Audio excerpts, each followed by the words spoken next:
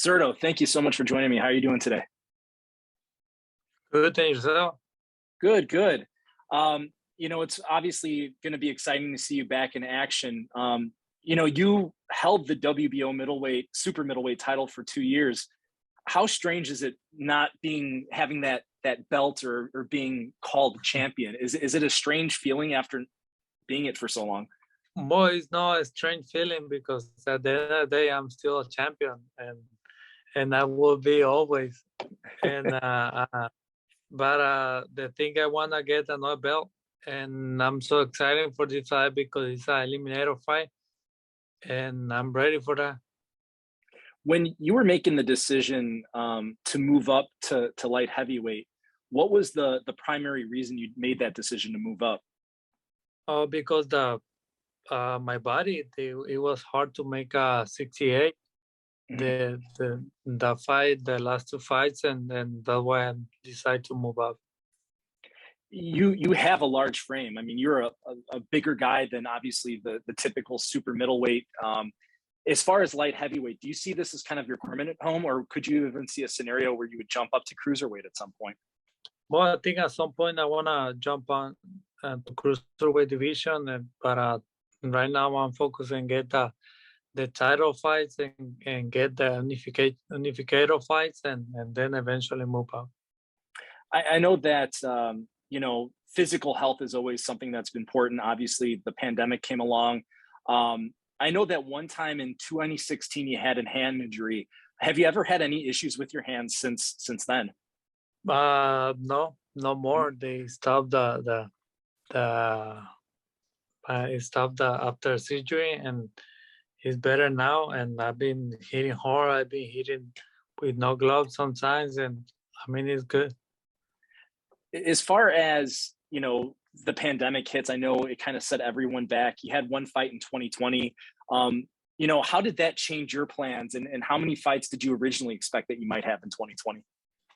Well, but I was expecting to have four fights, and but a pandemic happened and stopped all the war, and it was everyone stopped, and then it was like kind of like hard for me too Mhm. to see what's gonna happen with my career, and I don't think it was only for me, it was people around too, and people they lost their jobs. Sometimes they lost his house, and it was hard. It was tough fight. It was tough fight for all the people too.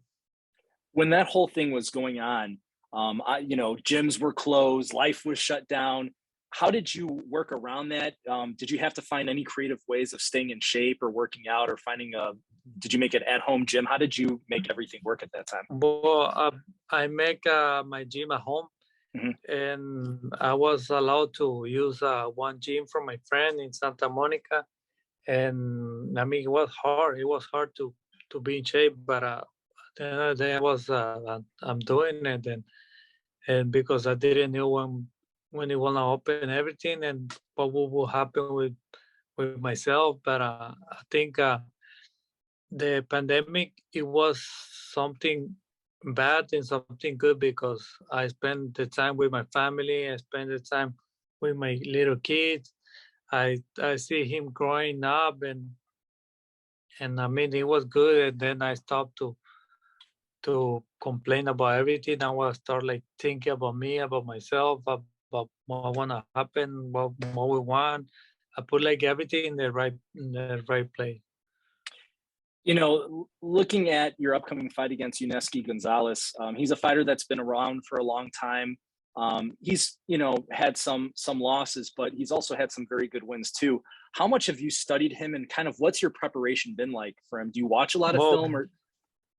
I watched a couple films about him, and but I prepare myself like mentally prepare, and I put a lot of skills in the ring, and I think it will be a good fight because he come forward, and I've been watching him a couple tapes, but I don't like to watch too many tapes about the fighters. I like to see what he bring in the ring. Mhm. it, Obviously he's a power puncher, which always makes someone a bit dangerous. as far as what you think elevates you over that, is it the championship pedigree? What's the X factor that you have that he doesn't have? Well, I have skill. I have a lot of skill. I have power too, and I'm smarter and faster than him. And I think I'm better than him, and I am. But I think it will be a good fight because he's been preparing really well, and I hope it could be an exciting fight for all the fans. Taking a look at the division, obviously this is a WBA title eliminator, so that would mean Dimitri Bivol. As far as Bivol is obviously that the ultimate goal, or is it just getting a title no matter who it's from at this point? Well, get the title, no matter who is the champion. But I think that right now, with people, it want to be a good fight, and people want to see the fight. That's why I want the fight.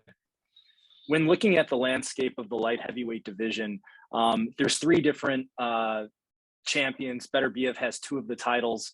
Obviously, other than yourself, who would you say is the biggest threat in light heavyweight division right now? Well, the biggest threat is Zurdo Ramirez, and everyone will see him be a champion, and I'm confident about my preparation, about myself, like my skills. I'm better boxer than all of them. But at the end of the day, the time will come and everybody will see. I have to ask it. If you had stayed down in the super middleweight division, a lot's changed there since you've left. There's been a lot of new title holders, and now Canelo Alvarez, he's jumping up to cruiserweight. Would you ever consider fighting him at light heavyweight? Well, yes, I've been considering to fight him because people want to see that fight happen. But eventually, if he stays in light heavyweight, why not make it happen? Have you had any conversations between camps or anything along those lines in order to see the possibility of making that fight? Well, not really. That long time I didn't talk to him, but as a person, I respect him. But what he's doing, his career, he's doing everything well. And but if he want to fight me, let's do it. I'm a fighter. That's what I do. I fight, and I'm the best in what I'm doing. I love it. Zurdo, thank you so much for your time. Good luck on December 18th. And you're a champion, like you said, no matter what, and your record proves it. So congratulations and best of luck to you. Thank you.